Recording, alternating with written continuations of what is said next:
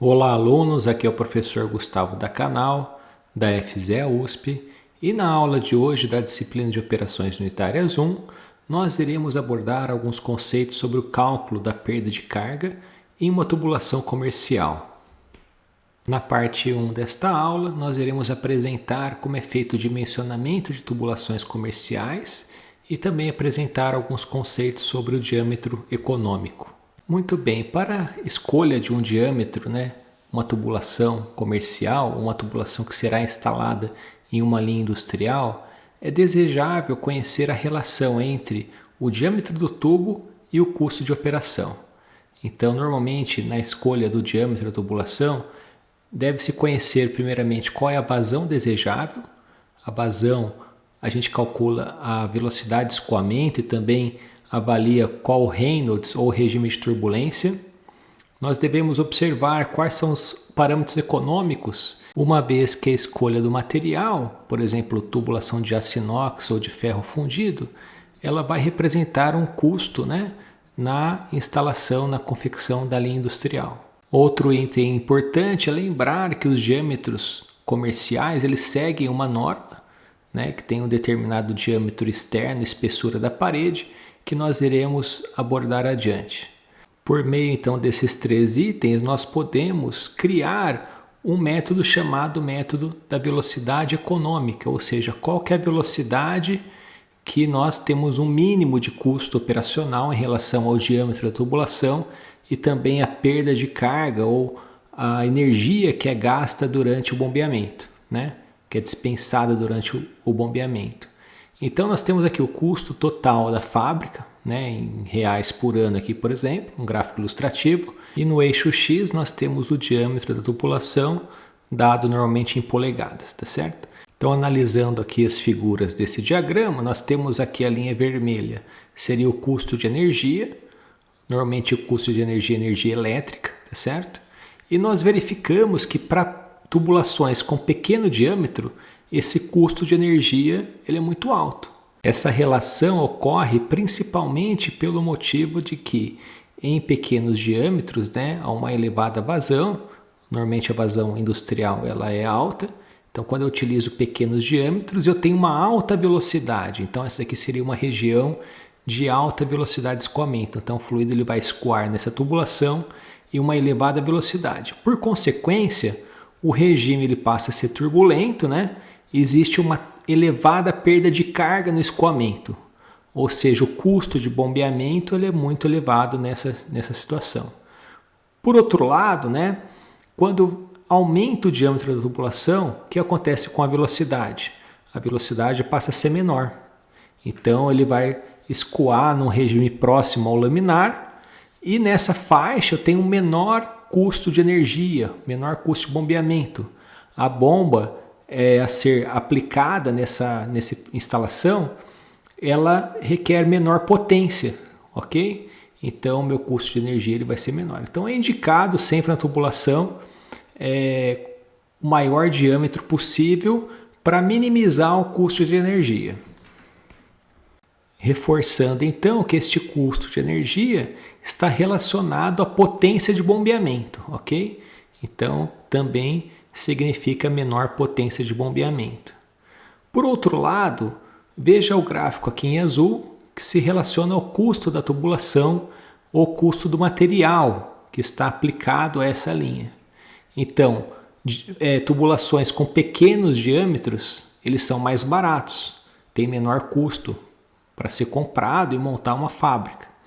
E tubulações que possuem grande diâmetro, o diâmetro está relativamente grande, maior que 1 polegada, maior que 4 polegadas, eles possuem um custo muito alto, vai mais material, vai mais aço, normalmente tubulação padrão alimentício é aço inox 304, então o custo de material para comprar um metro de tubo dessa tubulação é muito maior. Então se a gente graficar essas duas curvas, custo de energia e custo de tubulação, e somar essas duas curvas, nós obtemos a curva em verde, que ela se designa ao custo total, certo? Então nós observamos que nesse ponto, nessa curva, existe um mínimo né, um custo ótimo, minimizado, que nós chamamos de diâmetro econômico, ou seja, o diâmetro econômico ele se refere ao diâmetro da tubulação em que a somatória do custo de material, tubulação, e o custo de energia que se relaciona à potência de bombeamento, ele é minimizado, ok? Também é válido mencionar, pessoal, que cada diagrama desse ele deve ser feito considerando uma vazão fixa. Então eu estabeleço uma vazão que eu quero na minha fábrica, e então eu avalio qual seria o custo da tubulação e o custo de energia, o custo de bombeamento relacionado à perda de carga e potência do bombeamento, e encontraria então o diâmetro econômico para essa vazão, tá certo? Alterando a vazão, né, uma vazão menor ou maior, eu tenho que recalcular todo esse cenário para obter um novo ponto ótimo. Muito bem, o método de diâmetro econômico e velocidade econômica, ele é citado no livro de operações unitárias para engenharia química, do McCabe e Smith, nessa 5ª edição. Então nós temos essa tabela eu chamo tabela para a seleção da velocidade econômica. Então nós temos aqui a situação líquidos com baixa viscosidade. Então normalmente esses líquidos são fluidos newtonianos. Então nós temos aqui como exemplo água, leite, sucos clarificados e líquidos com alta viscosidade. Então aqui eu destacaria os fluidos não newtonianos, ok? Então purês, polpa concentrada, alguma solução concentrada, solução de sacarose, por exemplo, tá? E nós temos outras duas situações aqui, fluido vapor ou linha de ar e gases. E o tipo de escoamento, então aqui escoamento gravitacional e também separado a linha de sucção ou recalque, tá ok? Tem um terceiro aqui, linha de processo, que seria quando é utilizado uma velocidade em toda a linha, né? Tanto na sucção quanto recalque, seria uma velocidade média para todo o trajeto. Muito bem, por meio desta tabela, então, nós poderemos obter, né, uma ideia de qual é a velocidade recomendável na linha de sucção ou recalque do meu processo, tá? Considerando então se o líquido é um líquido de baixa viscosidade ou de alta viscosidade. É válido lembrar, pessoal, que essa tabela é uma tabela simplificada, né? Eu posso alterar essa velocidade econômica com estudos mais avançados, com o teste de laboratório. Só que, no entanto, essa tabela já nos dá uma ideia de como funciona, qual é a faixa que nós devemos escolher. E também observar, olha, que na linha de sucção normalmente se utiliza uma velocidade menor do que no recalque. Então o diâmetro da sucção ele é um diâmetro maior do que o recalque, tá certo? Por consequência. E líquidos de alta viscosidade também tem esse mesmo padrão. E observando então que quanto maior a viscosidade, menor será essa velocidade econômica. Então eu vou utilizar uma velocidade de escoamento menor para ter uma economia aí no bombeamento, na potência de bombeamento. Muito bem, pessoal, nesse slide aqui eu criei então um diagrama, né, para explicar passo a passo como nós iremos proceder para a utilização do método do diâmetro econômico e velocidade econômica. Então, lembrando que esse método ele é muito útil para estimar o diâmetro da tubulação. A gente também vai estimar qual que é o diâmetro da tubulação comercial de acordo com uma norma, tá certo? A partir da vazão conhecida. Então, dada a vazão, né, esse método ali, a gente não conhece o diâmetro, a gente conhece a vazão, nós queremos, por exemplo, uma vazão de 10.000 kg por hora, 5.000 kg por hora, uma vazão industrial. Nós conhecemos qual é a vazão, quanto a gente quer produzir, e a gente vai obter, então, projetar a nossa linha para a gente conhecer qual será o diâmetro da tubulação a partir da velocidade econômica. Antes de tudo, o primeiro passo é conhecer o tipo de fluido, né? O tipo de fluido eu conheço através do modelo reológico e também da viscosidade aparente. Então, eu tenho que saber, conhecer se é um modelo newtoniano, não newtoniano. Se ele for não newtoniano, eu tenho que conhecer se ele é binganiano, pseudoplástico, qual que é o comportamento reológico desse fluido. Isso é muito importante para a definição das etapas que vem a seguir, tá?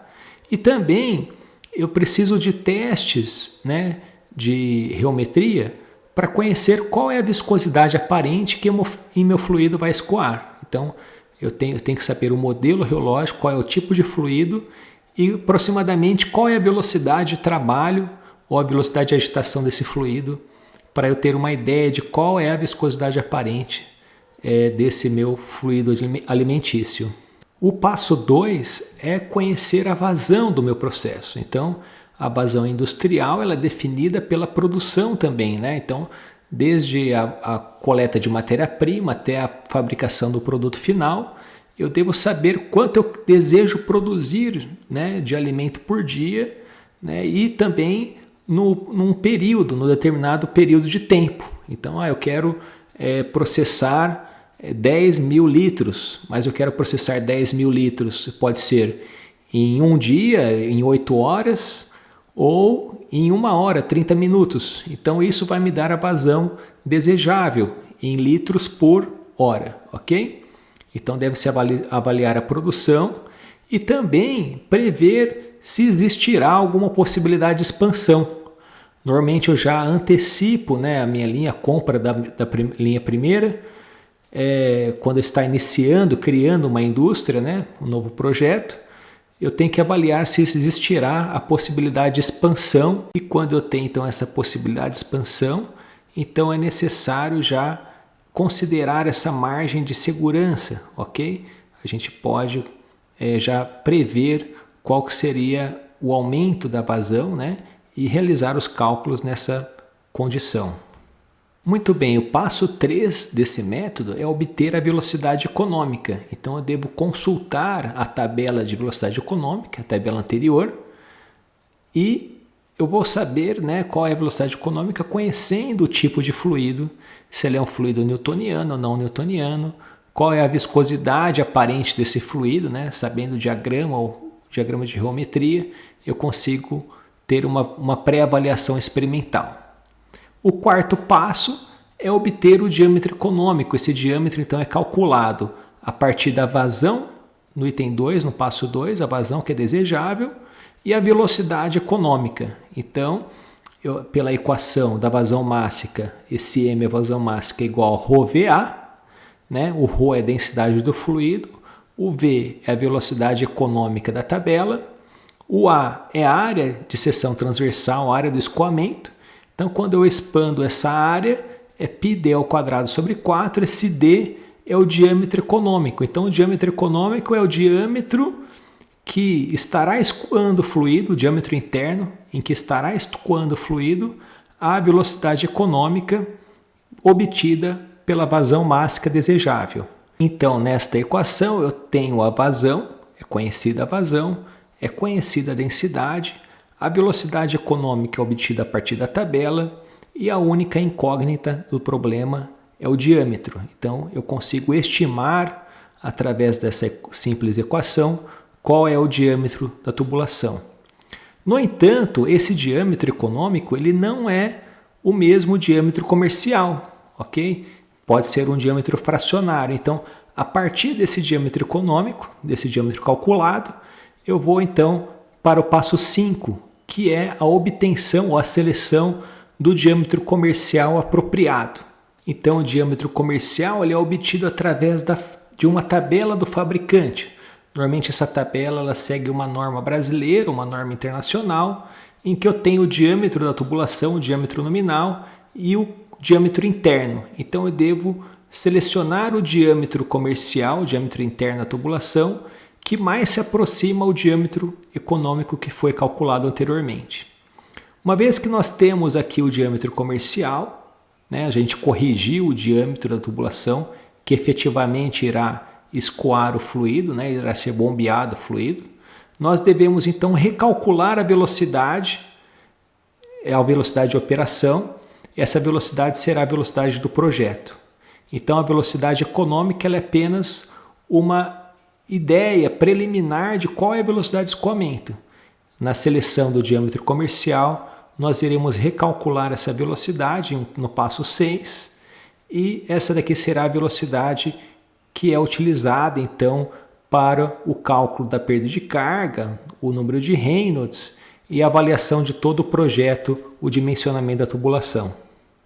Muito bem, no passo 7, então, nós iremos calcular o número de Reynolds e através desse número de Reynolds nós avaliamos a intensidade da turbulência, se o regime é turbulento, laminar ou até mesmo transição.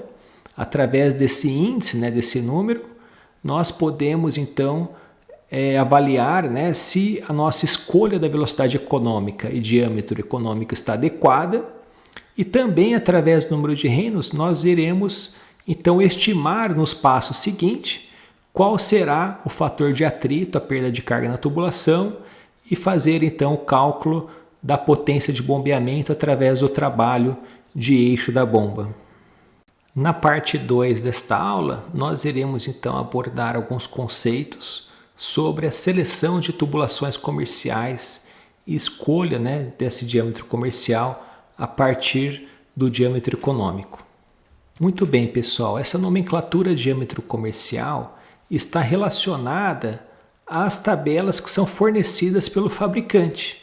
Normalmente essas tabelas de diâmetro e espessura da tubulação, elas seguem uma norma ou uma especificação nacional ou até mesmo internacional. Aqui eu tenho um exemplo de uma tabela de diâmetro comercial, que é material aço inox para tubos em aço inox. É uma tabela que segue o padrão, a norma ASME. Então aqui eu tenho no cabeçalho o diâmetro nominal, o OD significa diâmetro externo, o schedule significa espessura da tubulação, que tem uma nomenclatura de acordo com a norma. Aqui seria a espessura propriamente dita em milímetros. Aqui seria o peso do material, peso do tubo por metro. E aqui o ID é a sigla que se refere ao diâmetro interno. Muito bem, como exemplo eu vou apresentar como é a nomenclatura do diâmetro de 1 polegada. Então nós temos aqui na primeira coluna diâmetro nominal, então 1 polegada ou tubo de 25 milímetros. Essa nomenclatura, diâmetro nominal, é a nomenclatura fornecida pelo comerciante. Então, se a gente for comprar uma tubulação, eu peço uma tubulação de 1 polegada, ele vai estar nessa linha, tá certo? Mas nós temos aqui nessa linha vários outros critérios para a seleção mais específica da tubulação.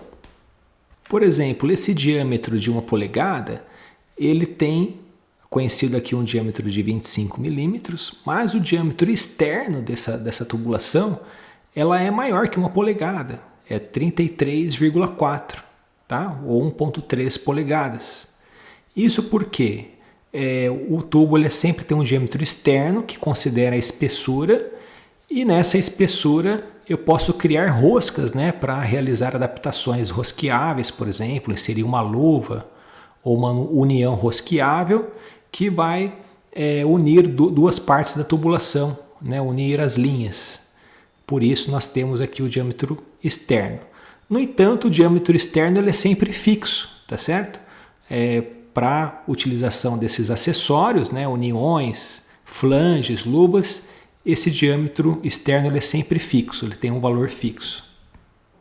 Na coluna seguinte, nós podemos observar que a norma ASME, ela nos dá algumas espessuras da parede. Essa norma é chamada Schedule, ok? Então aqui o STD seria o Standard, o padrão, que é o Schedule 40 ou 40S, tá certo? Então esse aqui seria o padrão. Quando nós temos tubulação padrão, é esse Schedule 40, 40S para esse fornecedor. Então, tubulações que têm schedule menor que 40, de 5 ou 10, são tubulações que possuem a parede mais fina, tá certo? Tubos mais frágeis. E tubulações que estão acima do padrão, acima do 40S, X, XX, o 160, são tubulações que têm uma espessura maior, ou seja, são tubos mais resistentes tanto à corrosão quanto pressão. Portanto, como eu tenho o diâmetro externo, o diâmetro AD fixo, e a espessura da parede ela é variável de acordo com o schedule, consequentemente o diâmetro interno ele vai ser variável também, a diferença, né, entre o diâmetro externo e a espessura da parede vai nos dar o diâmetro interno. Então eu tenho que sempre que o OD ele vai ser igual ao OID mais 2 vezes a espessura. Tá? Então, alterando a espessura, mantendo o OD fixo, vai alterar consequentemente o diâmetro interno. Então, lembrando que eu tenho aqui o diâmetro interno da tubulação, eu tenho um círculo interno, um círculo externo. Então, o ID se refere a esse duto de dentro, né, que está em contato com o fluido, e o OD vai ser o tubo externo, OD. E a espessura da parede se refere a esse lado. Então, sempre nós temos 2 vezes a espessura da parede, ou seja, a soma do diâmetro interno mais 2 vezes a espessura da parede nos dá então o valor do diâmetro externo. Então aqui eu tenho um detalhamento maior daquele esquema que eu representei anteriormente. O diâmetro interno é o ID, diâmetro externo, a parede, que é a espessura da tubulação, que é designado pelo esse termo schedule, tá certo? Então, pela norma Schedule 5, por exemplo, para essa tubulação de 1 polegada, ele vai ter uma espessura da parede de 1,65 centímetros, tá certo? Então, somando aqui o diâmetro interno mais 2 vezes 1,65, nós teremos o valor do diâmetro externo. Abaixo aqui nós temos a nomenclatura, né? Seria a nomenclatura em inglês e o significado aqui de cada um desses termos. Então, diâmetro nominal seria a nomenclatura utilizada como diâmetro comercial. É aquela nomenclatura, então, que nós utilizamos para comprar ou fazer um pedido de tubulação. No entanto, apesar de ter uma especificação de 1 polegada, nós temos que saber que o diâmetro interno ele é diferente, ele vai ter um valor fixo, de acordo com o fabricante. O schedule seria referente à norma de construção, ou mais especificamente em relação a essa espessura da parede, tá certo? Então os dois estão interligados. Aqui o peso, né, seria o peso por comprimento do tubo, por metro de tubo.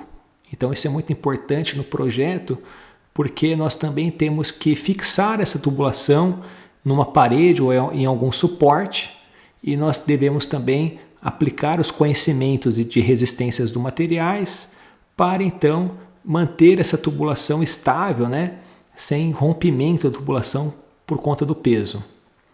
E o diâmetro interno, né, seria o inside diameter, é o diâmetro que é utilizado nos cálculos de bombeamento.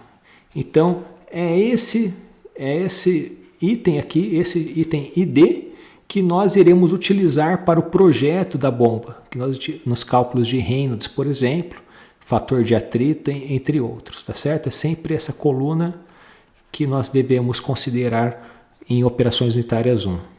Muito bem, a nomenclatura schedule, então, ela é relacionada com a espessura da tubulação e, por consequência, ela representa também se o tubo ele é resistente à corrosão, né, ou se esse tubo ele é adequado para transferência de calor, e também está relacionada ao custo da tubulação, uma vez que maior schedule corresponde a maior espessura da tubulação, ou seja, maior custo de material, de aço inox, por exemplo, né? A resistência à corrosão, tubos que são resistentes à corrosão, eles normalmente são tubos que têm maior parede, né? Maior espessura de parede.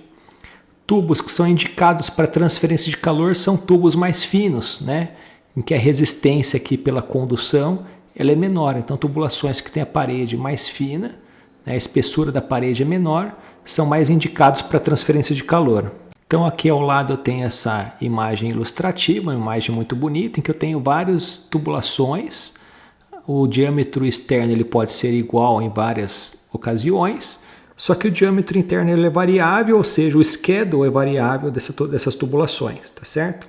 Então, o schedule normalmente representa essa espessura da parede, se pode ser mais grossa ou mais fina. Então, eu posso manter o diâmetro externo constante, variar o schedule, que vai nos fornecer uma variação, então, do diâmetro interno. E, para fixar novamente, né, é o diâmetro interno que se é utilizado para o cálculo do Reynolds, né? É onde o fluido estaria escoando, é essa região que nós utilizaremos para estimar a potência de bombeamento. Muito bem, nesse slide então nós podemos apresentar como é uma tabela completa da distribuição de diâmetros nominais, né? E também as normas ASME, que se refere ao schedule, tá certo? Então aqui começando o diâmetro de 1/8, um diâmetro muito fino, de 6 milímetros. Eu vou aumentando esse diâmetro, tenho vários tipos. Notem que não necessariamente o schedule, né, o schedule 5, ele é o mesmo para uma tubulação de 1/4 de 1 polegada, por exemplo, do que para uma tubulação de 4 polegadas. Então, esse schedule é variável de acordo com o diâmetro nominal também, tá certo? A espessura da tubulação ela vai ser variável. Então, eu tenho aqui tubulações de 1/8 até 1 polegada e 1/4, de 1 polegada e meia até 4 polegadas e meia, e assim por diante. Eu tenho tubulações que elas podem ir até 9 polegadas, 12 polegadas, 26 polegadas. Já são tubulações que têm aí 600 milímetros, já são indicadas para processos já especiais, né? Na indústria de alimentos a gente acaba não chegando nesse diâmetro. Até tubulações de 48 polegadas, que eu tenho aqui 1.200 milímetros. Muito bem, embora nós temos uma vasta opção para a seleção do diâmetro de tubulação, eu tenho que sempre avaliar o cenário em que será empregado esse processo, ok? Avaliar também o tipo de fluido, a vazão que é desejável, para então recalcular. Muitas vezes o cenário de uma alta vazão, ele necessita de um diâmetro de tubulação muito grande. Eu devo repensar se realmente essa instalação ela está adequada ou se eu posso alterar algo nela que possa reduzir tanto o custo de bombeamento quanto o custo de compra, né, de material que está relacionado à instalação da linha. Além das tabelas fornecidas pelos fabricantes, eu também posso ter tabelas padrões, né, de acordo com a norma aqui, a ASME, que tenho aqui correspondente então o diâmetro nominal, o diâmetro externo e aqui então o schedule de acordo com a espessura da parede. Então aqui está listada horizontalmente, tá certo? Então vai schedule 5 até o schedule standard, tá certo? E na página seguinte eu tenho aqui do schedule 40 até o schedule XXS, certo? Seria a mesma tabela que aquela fornecida pelo fabricante, mas no entanto pode ocorrer do fornecedor ele ter alguma variação ou alguma norma nacional específica, né, que é diferente dessa daqui. Muito bem, existe uma regra simples para a seleção do diâmetro comercial a partir do diâmetro econômico, tá certo? Quando nós temos o diâmetro econômico, ele é calculado muito próximo de um valor padrão comercial, aquelas tabelas que foram apresentadas anteriormente, eu vou tomar o valor bem próximo a este valor comercial, tá certo? Quando o diâmetro econômico ele é calculado e ele tem o valor menor, inferior a 1 polegada, então eu vou adotar o diâmetro comercial imediatamente superior, tá?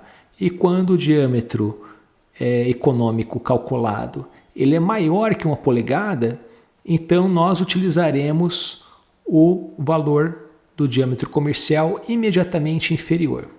Apesar de ter essa regra simples, né, esses 3 passos, nós devemos sempre avaliar o custo da tubulação, o custo de bombeamento e qual diâmetro nós estamos empregando. Na parte 3 desta aula, nós iremos abordar alguns conceitos sobre diâmetro hidráulico e como nós realizamos alguma aproximação quando o duto de escoamento ele não tem o formato circular, tem um formato distinto do circular. Muito bem, o conceito de diâmetro hidráulico ele é bastante conhecido em engenharia, tá certo? E nós utilizamos esse conceito de diâmetro hidráulico quando nós temos um duto quadrado, um duto retangular ou um duto de região anular, que seria a região entre o duto interno e o duto externo, seria essa região na forma de um anel, né, de um ânulo. Então nós empregamos para o cálculo de Reynolds, por exemplo, estimar a perda de carga na tubulação, enfim, nós adotamos o conceito de diâmetro hidráulico. Então o diâmetro hidráulico, a gente chama aqui de DH, ele é 4 vezes a área de seção transversal pelo perímetro molhado, tá certo? Então, nesse caso, quando nós temos aqui um duto circular, o diâmetro hidráulico será o próprio diâmetro, né? Realizando aqui a aplicação da conta, será o próprio diâmetro. Tá? Quando o duto é quadrado, nós então 4 vezes a área de seção transversal, então para um quadrado é lado vezes lado, ou A ao quadrado, sobre o perímetro, que é 4 vezes esse lado, tá certo? Toda a parte interna da tubulação. Então o diâmetro hidráulico seria o próprio lado desse quadrado. Para o duto retangular eu tenho essa outra relação, e o duto anular ele seria a diferença entre o diâmetro externo menos o diâmetro interno. Então, quando eu tenho essa situação em que nós temos um duto que não é circular, nós utilizamos o diâmetro hidráulico, por exemplo, para calcular o número de Reynolds.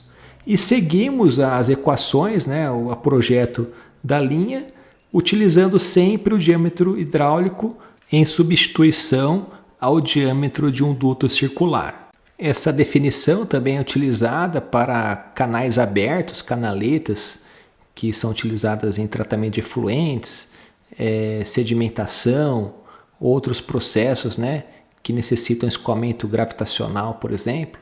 Então nós também podemos utilizar a definição de diâmetro hidráulico. Na parte 4 desta aula, nós iremos então resolver um exercício sobre como estimar a perda de carga no escoamento pelo método do diâmetro econômico e velocidade econômica, exemplificando aqui como um suco de laranja concentrado. Então aqui eu tenho como exemplo suco de laranja concentrado a 65 graus Brix, tá certo? É um suco de laranja que ele é padrão exportação, e nós queremos calcular qual é a perda de carga, né, na tubulação. Essa tubulação é uma tubulação comercial de 20 metros de comprimento. O schedule é SCH40S, então é o padrão 40S, de acordo com a norma. E a vazão inicial, nessa vazão que eu tenho aqui prevista, ela é de 100 mil kg por hora. Tá? Então, nesse caso em especial, né, nós iremos adotar que a tubulação, a sucção e recalque possuem o mesmo diâmetro. Então, eu não vou separar, né, por enquanto, a tubulação em sucção e recalque. E também iremos aplicar o método do diâmetro econômico, velocidade econômica, tá? Conhecendo primeiramente que esse fluido, suco de laranja 65 graus Brix, ele possui alguns parâmetros geológicos. Então aqui tem o valor do N, 0,83, o K, Pascal segundo, 0,7, a tensão, tal zero, ela é nula, e a densidade aqui, 1016 kg por metro cúbico. Então, apenas com essas informações, eu desejo então calcular ou estimar qual que é a perda de carga nessa tubulação, ok? Aqui estaria a aparência do suco de laranja concentrado, que é normalmente obtido para o padrão exportação. Então aqui eu tenho o primeiro slide, olha, o suco de laranja, o diâmetro ele é desconhecido. Tá? Eu tenho aqui dado pelo problema o comprimento 20 metros, a vazão máxima de 100 mil kg/h, densidade, o valor de K e o valor de N. O tal zero seria zero.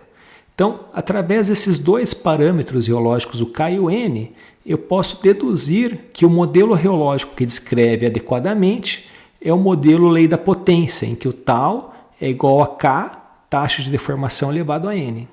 Em substituição de parâmetros, eu tenho então que o tal é 0,7, taxa de deformação elevada a 0,83.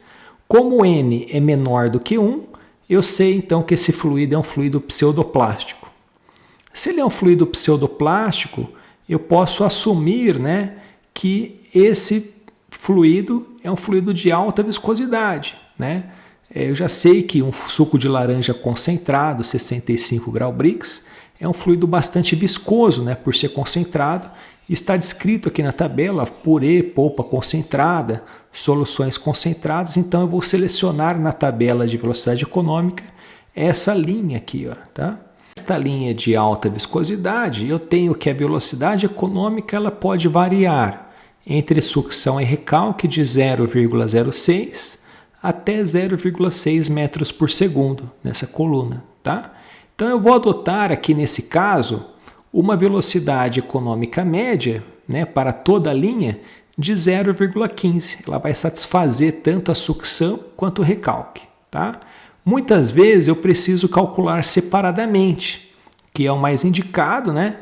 Quando eu não quero calcular separadamente linha de sucção, tem uma economia melhor, né, do que a linha de recalque, então eu adoto uma velocidade para a linha de sucção e outra velocidade para a linha de recalque. Aqui nós utilizaremos como primeiro exercício apenas essa velocidade 0,15 para toda a linha. Muito bem, como próximo passo, nós iremos então estimar ou calcular qual é o diâmetro econômico a partir da velocidade econômica que foi obtida na tabela, tá certo? Então eu tenho que o diâmetro econômico ele é obtido a partir da vazão, a vazão é conhecida, então eu tenho que a vazão máxima é ρVA, a área de seção transversal do tubo circular. Então eu tenho aqui primeiramente que fazer a conversão de unidades de quilograma por hora para quilograma por segundo. Então eu tenho 100.000 quilogramas por hora vezes 1 hora por 3.600 segundos. Então aqui eu já posso dizer que eu iria simplificar, olha, e ter a unidade em quilogramas por segundo. Vezes a densidade, 1016, a velocidade econômica, e aqui eu deixo aqui em evidência o diâmetro econômico, que vai dar um valor de 0,481 metros ou 481,7 milímetros. Agora o próximo passo eu tenho que procurar na tabela de diâmetro comercial qual o valor de diâmetro, né, pela norma, que se aproxima a este valor que eu obtive pelo cálculo do diâmetro econômico. Muito bem, para a seleção então de qual é o valor de diâmetro comercial, eu preciso saber qual é a espessura ou schedule que é destinado à minha tubulação, meu processo. Se a tubulação, por exemplo, ela requer alguma resistência à corrosão, na dúvida, nós adotamos sempre a tubulação padrão, que é o Schedule 40. Nesse caso, eu vou adotar aqui a tubulação Schedule 40S. Muito bem, do slide anterior, nós temos que o diâmetro econômico é 481,7. Então, eu vou anotar aqui, olha, o diâmetro econômico é igual a 481,7 milímetros. Então, a partir desse valor, eu tenho que identificar na tabela qual é o diâmetro nominal que eu devo escolher, tá certo? Então, aqui eu já selecionei, olha, alguns diâmetros, já classifiquei eles naquela tabela extensa. Aqui o diâmetro nominal 16 polegadas, 18 e 20 polegadas. E tracei aqui uma linha que seria correspondente ao Schedule 40S, tá certo? Então veja bem, olha, o 481, aqui o diâmetro 16 polegadas seria 387, o 18 437 e o 20 488. Então o 481 ele está entre o diâmetro de 18 polegadas e o de 20 polegadas. Ou seja, como o diâmetro econômico está acima de 1 polegada, eu vou escolher selecionar o diâmetro comercial imediatamente inferior, tá? Por questões de custo de material. Então, quando o diâmetro ele é acima de 1 polegada, eu sempre vou escolher o diâmetro inferior a esse diâmetro econômico. Então, em vez de o 481 estaria entre o 437 e 488, eu vou selecionar então como mais adequado a tubulação de 437,94. Então, como eu realizo a nomenclatura, né, desse diâmetro que foi selecionado? Ele vai se chamar diâmetro de 18 polegadas, Schedule 40S. Isso vai me dar então o diâmetro aqui 18 40S com uma tubulação de diâmetro interno de 437,94, e é esse diâmetro interno que eu vou utilizar nos cálculos para estimar a potência de bombeamento. Aqui então eu atualizei a minha prancha de cálculos, eu tenho aqui o diâmetro, comprimento, tubulação, vazão, etc. A velocidade econômica, o diâmetro econômico e agora o diâmetro comercial. Então eu vou utilizar esse diâmetro comercial para recalcular qual é a velocidade de processo. Então eu vou substituir esse diâmetro, que é 0,43794 metros. Eu vou substituir esse valor aqui nessa equação, tá certo? A vazão, da mesma forma, eu tenho que substituir aqui nesse primeiro termo, substituo aqui a densidade e a velocidade de processo é a única incógnita. Então, quando eu realizo a substituição de valores, eu obtenho como resposta aqui a velocidade corrigida, ela seria 0,182 metros por segundo. Lembrando que esse valor que nós obtemos corrigido, ele tem que estar na faixa econômica, tá? Então, se eu faço o cálculo separado para sucção e recalque, esse valor ele teria que estar dentro da faixa econômica, ou muito perto da faixa econômica, tá certo? Esse ajuste deve ser revisto sempre, se eu quero utilizar esse método. Muito bem, nesse próximo slide, então, eu tenho aqui a representação do diâmetro comercial que nós obtemos, que é 0,43794 metros, está aqui já na unidade do Sistema Internacional. A velocidade que foi recalculada, 0,182 metros por segundo, e são esses valores que eu vou aplicar aqui no cálculo do Reynolds generalizado. Vou substituir aqui o diâmetro comercial, a velocidade que foi recalculada, o valor da densidade 1016, o N 0,83, o valor do K 0,7. E calculamos, então, encontramos esse valor de Reynolds de 135,7. Vocês devem recalcular em casa, utilizando calculadora ou computador, e conferir esse valor, ok? A faixa crítica, ela é dada pelo esse Reynolds crítico, que só tem aqui o valor de N, é essa faixa que nos indica se o regime laminar ou turbulento. Então, substituindo o valor de N apenas aqui nessa faixa crítica, no Reynolds crítico, nós obtemos que esse valor é 2201, 2201. Então, como o Reynolds generalizado ele teve um valor menor do que o Reynolds crítico, nós indicamos que esse regime é um regime laminar. No caso, como é um regime laminar, nós podemos já dizer que o fator de atrito ele vai ser calculado pela equação, o FF, né? Vai ser calculado pela equação 16 sobre Reynolds generalizado, tá certo? Será isso. Mas vamos utilizar também um diagrama, tá? Então, o diagrama aqui de Dodge-Metzner, que é destinado a fluidos lei da potência. Nós, então, traçamos aqui o valor do Reynolds generalizado. Eu vou até que extrapolar a minha equação, a curva aqui, olha, e que significa o 16 sobre Reynolds, tá?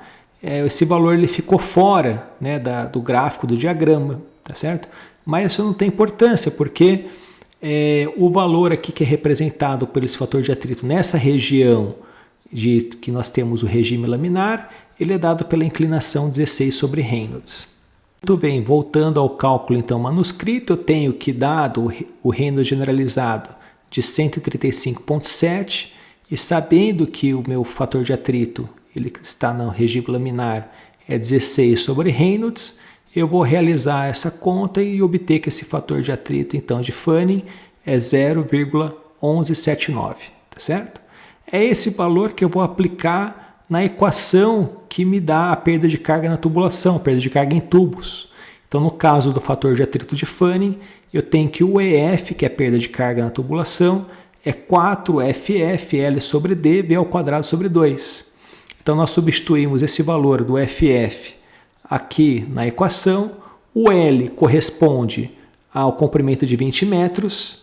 O D seria o diâmetro que nós calculamos, o diâmetro comercial, de 0,437, tá? E a velocidade é a velocidade recalculada.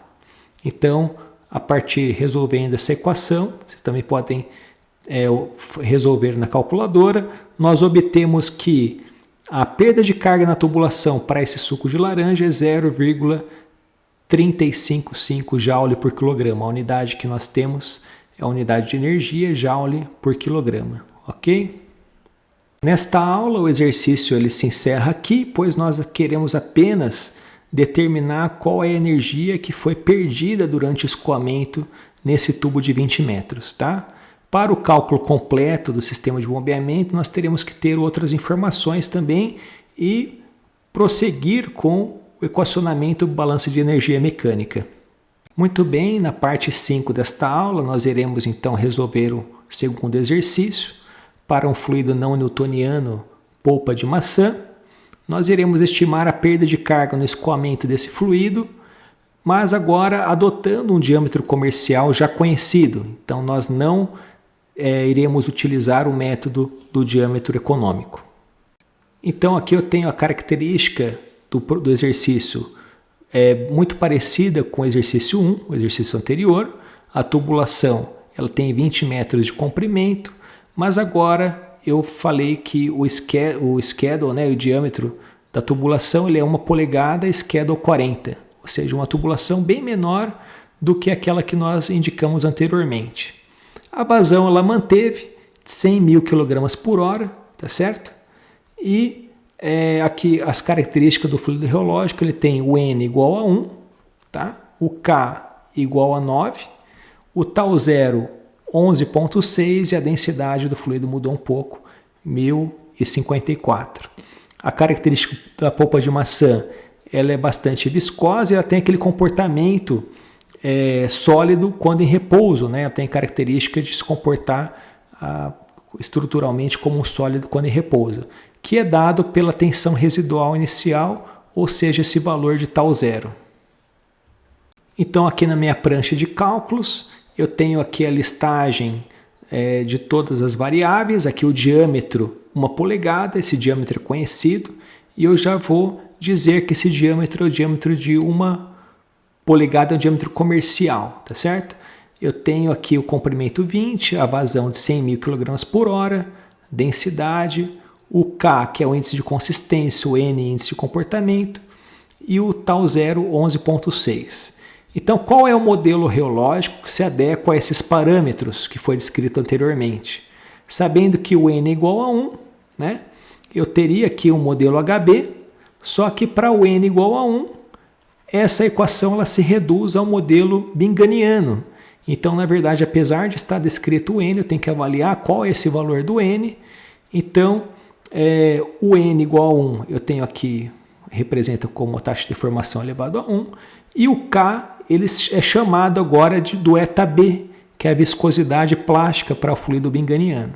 Então, a equação que melhor representa o nosso fluido é o τ igual a τ zero mais ℏB, taxa de deformação. Essa é a equação para fluidos binganianos, ou seja, é um fluido plástico de Bingham. E agora nós precisamos, então, conhecer como é calculado a perda de carga para um fluido plástico de Bingham. Tá? Nesse caso, não há velocidade econômica, uma vez que o diâmetro já é conhecido. Então, nós só aplicamos o método de velocidade econômica quando o diâmetro é desconhecido e temos apenas a vazão, certo? Somente nessa condição.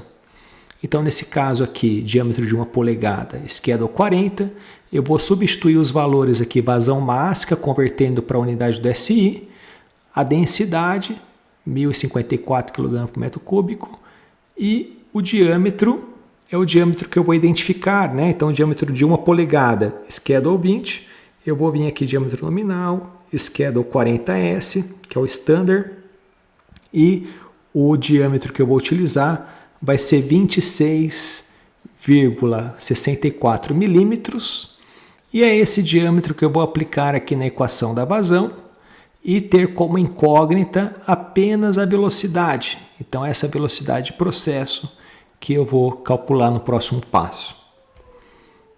Então, aqui substituindo os valores, né, transformando as unidades do SI, isso é sempre muito importante. Apliquei aqui o diâmetro comercial. Essa será, então, a velocidade de processo, 47,28. Notem que essa velocidade, por eu estar utilizando um diâmetro de 1 polegada, um diâmetro muito pequeno, deu uma velocidade bastante alta também. Então, tendo em mãos o diâmetro comercial, agora aqui em metros, 0,0 2664 metros, a velocidade de processo que foi calculada a partir da vazão. Eu posso calcular qual será o número de Reynolds. Então, para fluidos binganianos, como é o número de Reynolds? É o ρBD sobre μ, só que esse μ é o eta B, né? O eta do fluido binganiano. Tá? E nós obtemos, mesmo para uma vazão alta, nós obtemos que esse número de Reynolds ele é 147,5, ou seja, é um Reynolds laminar, é um regime de escoamento laminar, pois o Reynolds é muito baixo. O valor do Reynolds pequeno, diminuto, se deve principalmente a esse valor do K, que na verdade não é um K, é um eta B, né? É a viscosidade plástica, tá certo? É essa viscosidade que nós utilizamos aqui no lugar do K, tá? E é isso que dá um valor, né? Uma alta viscosidade, ela dá um Reynolds diminuto, muito pequeno e causa o regime laminar.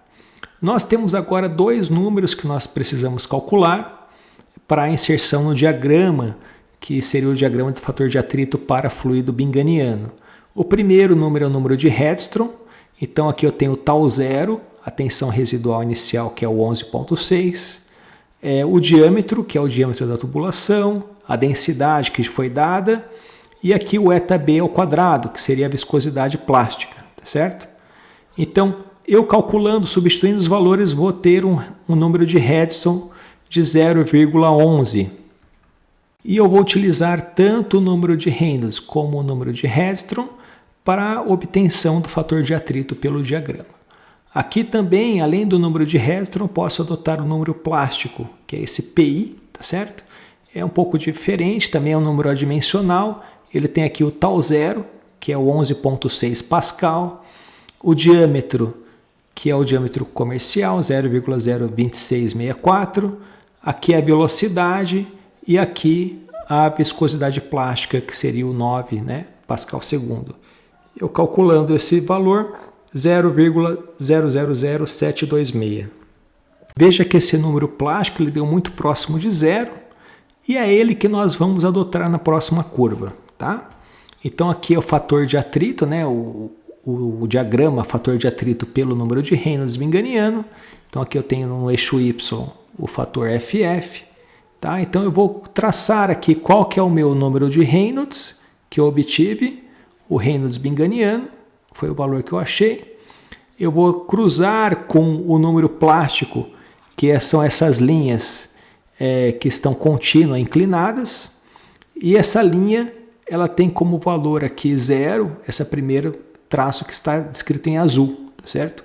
Então eu vou cruzar aqui o Reynolds binganiano até essa linha azul e então obter o valor do fator de atrito, que seria próximo aqui a 0,1. Esse é o fator de atrito de Fanning. Então eu sempre faço esse traçado, eu sempre acho o valor do número de Reynolds binganiano, procuro uma das linhas, tanto o número de Hedstrom, que seria a linha tracejada, como a linha contínua aqui, tá certo? E obtenho então o fator de atrito na horizontal pelo eixo Y. Muito bem, voltando então aqui na minha prancha de cálculo, eu tenho que o diâmetro comercial é o 0,02664 metros, que corresponde a 1 polegada Schedule 40, e a velocidade que nós obtemos foi 47,28 metros por segundo. Mesmo assim, encontramos que o regime desse fluido binganiano é o regime laminar. Pelo diagrama, o fator de atrito foi selecionado próximo a 0,1, tá? Mas como é um regime laminar, nós também podemos aplicar a equação 16 sobre Reynolds, e isso nos vai dar 0,108, tá certo? Então, esse fator de atrito é muito próximo do que seria obtido aqui pelo diagrama, tá certo? Posso utilizar tanto o método selecionando pelo diagrama, como nós fizemos, e também, sabendo que é um regime laminar, obtenho pela equação 16 sobre Reynolds, mesmo procedimento para newtoniano, lei da potência e binganiano também. Na sequência, então, esse fator de atrito que eu calculei, eu vou aplicar na equação da perda de carga em tubulações. Mesmo modo, ele é 4FF, fator de atrito de Fanning, L sobre D, V ao quadrado sobre 2. Então nós temos que o fator de atrito é o que foi obtido pelo gráfico ou pela equação, o L é o 20 metros, a velocidade é a velocidade de 47,28, que nós calculamos através da vazão de 100.000 kg/h, e o diâmetro aqui seria o diâmetro correspondente a 1 polegada, o diâmetro comercial. Nós achamos uma perda de carga aqui altíssima, né? 362.562. É um valor muito alto porque a velocidade aqui corresponde a uma velocidade bastante alta também. Então, nós temos que reavaliar essa condição, né, de escoamento, se realmente estaria correto aplicar para um fluido binganiano uma vazão altíssima, tá certo? Uma vez que a gente não utilizou o método do diâmetro econômico, né, a gente estreitou o canal, esse diâmetro agora está reduzido em 1 polegada, tá? Então a velocidade acabou ficando bastante alta. A correção desse problema seria aumentar o diâmetro da tubulação e aproximar esse diâmetro do diâmetro econômico, tá certo? Isso iria reduzir bastante a perda de carga. Então, embora os cálculos estejam corretos, né, a gente fez a sequência, um método sequencial e nós obtemos os resultados corretamente, esse resultado de perda de carga ele é altíssimo e o sistema de bombeamento ele pode não funcionar, né? Como existe uma perda de carga muito alta, o sistema a bomba ela não consegue capturar ou fazer com que esse fluido escoe nessa velocidade que nós queremos. Então, nesse caso, a solução para esse problema seria diminuir a vazão ou aumentar o diâmetro da tubulação para então reduzir a velocidade de escoamento, tá certo? Então, toda vez que eu finalizo o cálculo, embora eu faça o procedimento, né, a sequência, a metodologia ela pode ser correta, mas eu tenho que avaliar e observar se o resultado final ele condiz com a realidade, né, se isso poderia realmente ocorrer. Ok? Muito bem, na parte 5 desta aula nós iremos resolver um exercício para o fluido pasta de tomate e estimar a perda de carga no escoamento pelo diâmetro comercial também conhecido, assim como no exercício 2. Muito bem, aqui eu tenho a apresentação do exercício, então eu tenho a tubulação comercial, ela tem 20 metros de comprimento, continua com 20 metros de comprimento. A vazão agora, ela foi reduzida, ela é uma vazão de 1.000 kg/h, tá? No exercício anterior era 100.000. O diâmetro comercial, ele continua como o exercício anterior, é o diâmetro de 1 polegada, e eu também não vou utilizar o método do diâmetro econômico. Então esse diâmetro aqui é um exemplo de como o diâmetro ele já está existente em uma linha e eu desejo processar essa pasta de tomate a uma vazão de 1.000 kg/h nessa tubulação de 20 metros de comprimento, tá? Então o fluido pasta de tomate ele tem aqui os parâmetros reológicos, o N 0,23, o K 24, o τ 0 ele também existe, 38, e a densidade 1148, tá certo? Então ele possui os 3 parâmetros reológicos, o N, K e o τ 0. E nós temos que identificar qual é o fluido que o tipo de modelo reológico se adequa a esses 3 parâmetros, né? Qual é o tipo de fluido que se adequa a esses 3 parâmetros? Você tem que, a primeira etapa, o primeiro passo de resolução do exercício é sempre este. Então aqui eu começo a montar a minha prancha de cálculos, eu tenho aqui a listagem de todos os dados do problema e eu considerando esses 3 parâmetros reológicos eu sei que ele constitui a tensão de cisalhamento, é o τ 0, tensão residual inicial, mais o K é o índice de consistência vezes taxa de deformação elevado a N. Tá? Esse fluido é um fluido de Herschel-Buckley ou fluido HB, conhecido como fluido HB, tá certo? Ele tem os 3 parâmetros. Então, é aquele caso em que a curva de escoamento de tensão pela taxa de deformação, ela tem um τ 0 e o fluido ele vai afinando também, tá certo? Aqui seria a representação do τ 0. E na continuidade, nós temos que a velocidade econômica nesse exercício não há velocidade econômica, porque o diâmetro já é conhecido. Então, toda vez que o diâmetro é conhecido, eu não preciso aplicar esse método, somente quando eu quero estimar um diâmetro, tá certo? E o diâmetro comercial, assim como no exercício anterior, ele foi estabelecido em 1 polegada, Schedule 40S, tá certo? E aqui estaria a equação da vazão. A vazão máxima é ρVA, aqui é a área πd ao quadrado sobre 4. Eu vou apenas substituir, lembrar que nós temos que converter as unidades para o sistema internacional. E assim como no exercício anterior, o diâmetro de 1 polegada Schedule 40 vai ser de 26,64 milímetros, o diâmetro interno. É sempre o diâmetro interno que eu utilizo no cálculo para achar então a vazão, né, a velocidade de escoamento, tá certo? A velocidade de escoamento do meu processo. Muito bem, continuando a minha prancha de cálculos, então eu consigo substituir aqui o diâmetro comercial e vou encontrar uma velocidade, essa velocidade que estava como incógnita, de 0,434 metro por segundo, ok? Como eu diminuí a vazão em relação ao exercício anterior, que era 100 mil, passei agora para 1000 km/h, a velocidade ela ficou bem menor, tá certo? Então talvez a perda de carga, né, provavelmente ela vai ser menor também que quando comparado com o exercício 2. Então aqui eu fiz a listagem dos meus dados. Eu vou utilizar para o fluido HB o Reynolds generalizado, que é a mesma equação do fluido lei da potência, tá certo? Para pseudoplásticos. E nós encontraremos então que o número de Reynolds nessas condições vai ser 20,45. Com certeza é um regime laminar, tá? A equação para o número de Hestron de fluidos HB, ela tem essa forma. Aqui eu tenho o diâmetro, a densidade, o K da reologia, o tal zero da reologia também para o modelo reológico e o N, tá certo? Eu vou aplicar esses dados, todos os dados aqui nessa equação, lembrando que o diâmetro tem que estar em metro, tá? E o número de Hestron que eu vou calcular vai ser 1,17. Eu guardo esse resultado, tá? E por ser um regime laminar, o fator de atrito de Fanning ele vai ser também 16 sobre Reynolds, que vai me daria esse resultado aqui, 0,7822. Só que utilizando o Reynolds e o número de Hestron, nós também vamos observar esse resultado no diagrama, ver se esse fator de atrito que foi calculado pela equação 16 sobre Reynolds, que é um regime laminar, nós iremos comparar se o resultado do diagrama se aproxima a este resultado.